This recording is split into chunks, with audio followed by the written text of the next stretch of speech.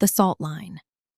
They called the neighborhood the Bottom because the streets sat below sea level, because every hurricane treated it like a mouth to spit in, and because once you were born there, the world assumed you'd never climb out. Malik knew better. Malik lived in a shotgun house with a caved-in porch and a mango tree that refused to die. The air always smelled like hot asphalt, seawater, and something sour drifting from the canal. Sirens sang at night, roosters crowed in the morning. The whole place moved on its own rules. He worked days at a tire shop. Nights, he studied. Not books with titles, not spells with names. What Malik practiced didn't want to be named. The magic came from Florida itself, from salt and rot, from heat so thick it felt alive, from bones buried under strip malls and flooded cemeteries where the coffins floated loose during storms. Old people still whispered about it, things carried over from the islands, from Africa, from anywhere the water touched. Malik learned early that power liked intention, not desperation. That was the difference between him and the dealers on the corner.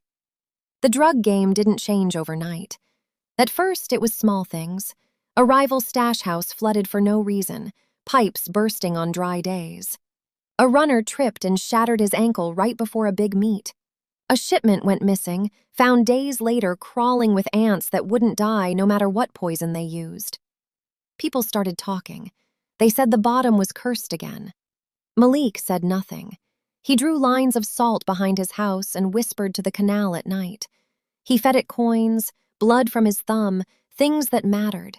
In return, the water listened. When Malik finally stepped into the game, he didn't carry a gun. He carried certainty. He made deals where the other person always felt like it was their idea. He smiled when they threatened him. He never raised his voice.